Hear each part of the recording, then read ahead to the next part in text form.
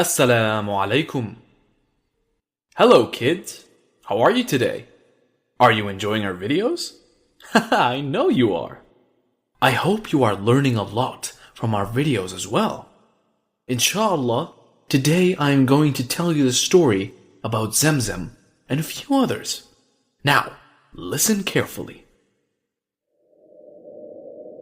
In the last episode, we saw that Prophet Ibrahim alayhi salam left his wife and son in the middle of a desert. The Prophet did so as commanded by God. The place where he had left them was called Al-Marwa, and it was so barren that there was no vegetation and no water anywhere in sight. In a few hours, the food and water that Hajar radiallahu anha had in reserve got over. The baby soon got thirsty and started to cry. She ran to a hill close by called Al-Marwa, hoping to find somebody. She stood there and looked around, but she saw no one. Then she ran to the next mountain called Al-Safa, hoping to find someone from there. But she couldn't find anyone from there either. Then she ran back to the top of Al-Marwa, then again to Al-Safa. She kept running between these mountains 7 times. By the time she climbed Al-Marwa for the last time, she was very tired. It was then that she heard a voice. She kept quiet and waited to hear the voice again. When she heard the voice for the second time, she said, "Oh, whoever you might be, you have made me hear your voice. Have you got something to help me?" It was then that she saw an angel. The angel was digging the earth. The angel kept digging till water flowed from it. It was a miracle. When she saw the water, she ran toward it and placed some stones around it to build a basin. This place where the water rose is called Zamzam. Hajar radiallahu anha didn't go anywhere else and stayed at Zamzam. Many days had passed. One day, a few people were traveling through Mecca when they saw the birds flying around Al-Marwa. They knew the birds were there because of the water. The men were surprised to find a woman there. She was holding a baby too.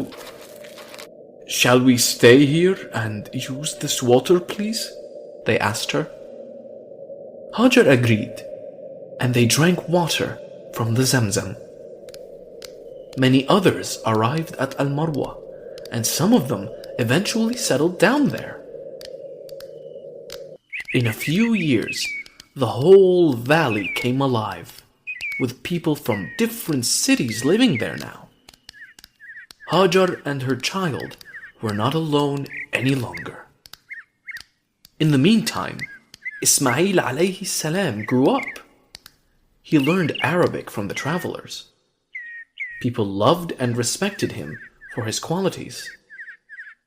He kept thinking about his father and knew that his father will come back someday. Ismail then married a local woman and lived his life in peace. Prophet Ibrahim alayhi salam was missing his son very badly now. It had been years since he saw Ismail. One day, he decided to go to Mecca to meet his wife and son. He traveled for many days and finally arrived at Al-Marwa. The Prophet was quite surprised when he saw all the activity at Al-Marwa. Last time he was here, there was not even a single soul living on this mountain. He knew it was all because of God and thanked him. But by the time he arrived, it was very late. People told him that Hajar had died some time ago. The Prophet was very sad to hear this. And then the local people told the Prophet that his son Ismail was still alive. The Prophet was very happy to hear this. When Ismail heard the news that his father was back in town, he ran toward him. He could not believe his eyes. He was waiting to see him for so long. He hugged his father and he started crying. It was a happy time for both father and son. But the happiness didn't last for long. One day, God decided to test Ibrahim. One night, when the Prophet was sleeping, he saw a dream. In his dream, the Prophet saw himself killing his son as a sacrifice. When the Prophet woke up in the morning, he ignored it, thinking it was just a dream. But the next night, he saw the same dream again. This time, he realized that this was not just an ordinary dream. It was Allah asking him to sacrifice his own son. The Prophet went to his son and told him about the dream. Ismail understood that it was an order from Allah. He was a man of faith and realized that he has to comply. Do what Allah has asked you to, he told his father. The next day, the Prophet took a rope and a knife and set out for Mount Arafat, along with his son. Upon reaching the top of the mountain, Ismail asked his father to tie his hands and legs so that he may not struggle during the sacrifice. The Prophet obliged and tied his hands and legs. Then he blindfolded himself so that he won't have to watch his son suffer. Then he raised his knife for the sacrifice. But then, suddenly, he heard a voice. The voice asked him to stop the sacrifice and told him that this was just a test. The Prophet was relieved. His son was going to be alive. They hugged each other and cried tears of joy, for they had just passed a difficult test from Allah subhanahu wa ta'ala. Ismail alayhi salam joined his father in preaching to the people. They spoke about Allah and called people to Islam. One day, Allah ordered the Prophet to build a house for worship. The Prophet told his son that Allah had ordered him to build the Kaaba, and Ismail replied, "Do what your God has ordered you to do." They soon started building the foundation of the Kaaba. Ismail alayhi salam helped by carrying the stones, while Prophet Ibrahim alayhi salam built the house. When the walls got tall, Ibrahim alayhi salam could not reach the top.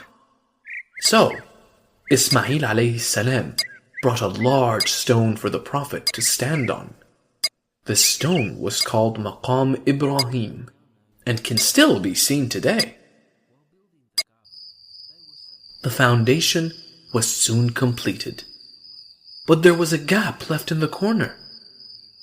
Ibrahim alayhi salam asked his son to find a stone to fill in the corner. "I feel tired," he said to his father. But when the old Prophet insisted, Ismail went searching for a stone. When he left, Ibrahim sat there waiting for the stone. But then a miracle happened. An angel flew down from heaven carrying a stone. The angel told him that this stone was brought to earth by Adam alayhi salam from paradise. The stone was originally white, but because of the sins committed by the people on earth, its color gradually turned into black. Ismail returned after some time, and when he saw the stone, he was surprised and asked his father where it came from. It was brought by someone who never gets tired," replied Ibrahim. They had finally finished building the Kaaba. They prayed to Allah subhanahu wa ta'ala to accept their work.